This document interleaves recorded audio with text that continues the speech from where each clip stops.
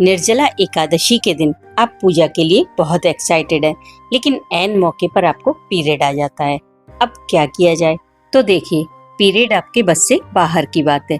वो प्राकृतिक है और प्रकृति के अपने नियम होते हैं, उनमें हमें दखल नहीं देना चाहिए।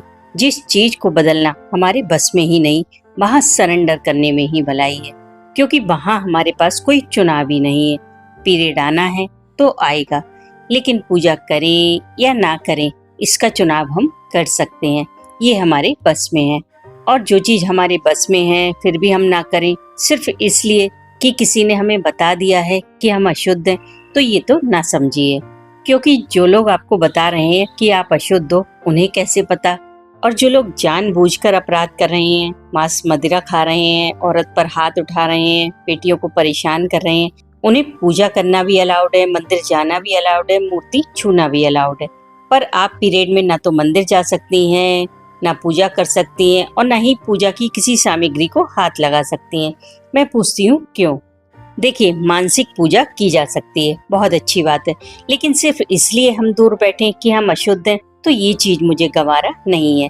देखिए, रेस्ट करने के लिए आप हमें दूर रख रहे हैं, समझ में आता है। पीरियड के दिनों में आराम करना ही चाहिए, लेकिन यहाँ तो मामला ही दूसरा है। आराम गया भाड़ में। पीरियड में हो तो बस पूजा नहीं होगी, बाकी सारे काम करो। और यहाँ पर मर्दों को भी ज्यादा दोष नहीं दे सकते, क्योंकि एक टाइम पर आकर वो भी झल्ला जाते हैं। जब आप बोलती हो कि आज आप ठाकुर जी को स्नान करा दो, आज आप पूजा कर दो, तो ये सारी फालतू की चीजों को फॉलो कौन कर रहा है? आप अकेली ही इस परंपरा को ढो रही हैं। मर्दों ने तो एक बार नियम बना दिए और किसी किताब में लिख दिए।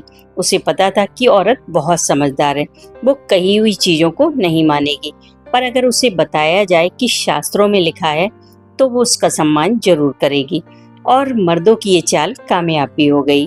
पहले पीरियड में महिलाओं को 4-5 दिन आराम दिया जाता था, पर इस चीज ने बदलते बदलते कितना घटिया रूप धारण कर लिया है कि महिलाएं अशुद्ध हो जाती हैं। अगर पीरियड में महिलाएं अशुद्ध हैं तो दुनिया का हर बंदा अशुद्ध है, क्योंकि हम सब उसी ब्लड से पैदा हैं। अगर आप थोड़ा सा भी दिमाग लगाएंगी तब आपको समझ आएगा कि ये चीज कितनी पवित्र है। जिससे सृष्टि का निर्माण हो रहा है वो अपवित्र कैसे हो सकती है?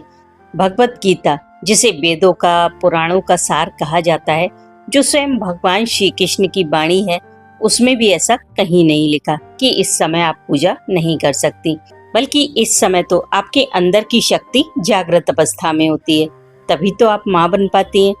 इस समय आप परमात्मा के अत्यधिक करीब होती हैं। तो ऐसे में यदि आप कोई पूजा या साधना करते हो तो उसमें आपको बहुत जल्दी सिद्धि प्राप्त होती है, और यही वो बात है जो पुरुष नहीं चाहता। इसीलिए आप पर ऐसे घटिया नियम लगाए गए हैं जिनका कोई अर्थ मतलब नहीं है। बल्कि जो दिन आपके सबसे ज्यादा पावरफुल थे, जिनमें आप कोई शक्ति प्राप्त कर सकते थे, उन्हें यूजलेस बना दिया गया। अब फैसला आपके हाथ में है कि आप गुलामी में ही रहना चाहती हैं या मुक्त होकर परमात्मा से जुड़ना चाहती हैं। जवाब जरूर दीजिएगा।